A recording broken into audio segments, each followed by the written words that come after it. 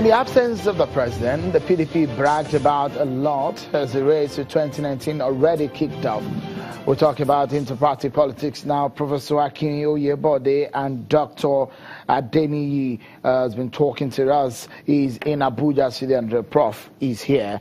Let me quickly ask you these, Prof. Professor Oshimbajo did say yesterday that the recuperating and recovery of the president is symbolic to the recovery of Nigeria. Do you agree with that? Well, he was being metaphorical, and those to whom the message was addressed, they know themselves, and they heard him loud and clear. The way I read that statement was that he was putting PDP on notice that their euphoria should end, because now that Buhari is back, it's a different ballgame. Because when Buhari was out, they went on an ego trip, as if they're the greatest things in sliced bread.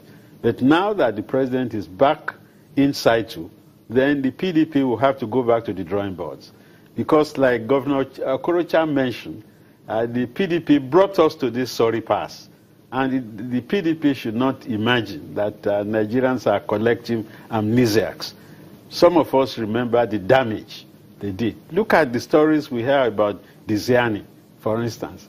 And they've not given, or for that matter, the former director Dasuki, and or even Badi, and all these people who have been accused of heinous crimes against the people. So quite sincerely, I think the PDP will caution itself. They might continue to give issue tirades against the APC, but I think they have their job cut out for them. With Buhari in town, they know that it's going to be more difficult for them to continue along that path. One thing again that I'm happy that President Buhari is back for is that will put a stop finally to the what the global networks have been doing, sort of embarrassing us by saying our president has been out of the country for that long. All the global networks have it on their ticker tape, and I wondered, were they happy that he came back, or were they disappointed that he came back? But now that the man is back, I think Vice President Oshimbajo was correct in saying that Nigeria has recovered with him back here. That is the presumption that is selling, and I think it's a valid presumption. Dr. Adeni, as it stands right now, we are gradually approaching 2019, and the PDP seems to have gotten his voice back, especially after that Supreme Court judgment. With what is on the ground now, do you think that the APC will have a tough job, especially when some people are talking about the issue of corruption, and some people will criticize to say, look, it's all media trials. In the economy, they will say the economy entered into recession.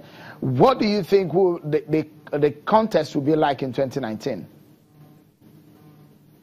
Well, Sean, that's an interesting one. Now we're going into the realm of partisan politics, you know. Do not forget that political processes can be very fluid, they can be very nebulous, and they're almost always unpredictable.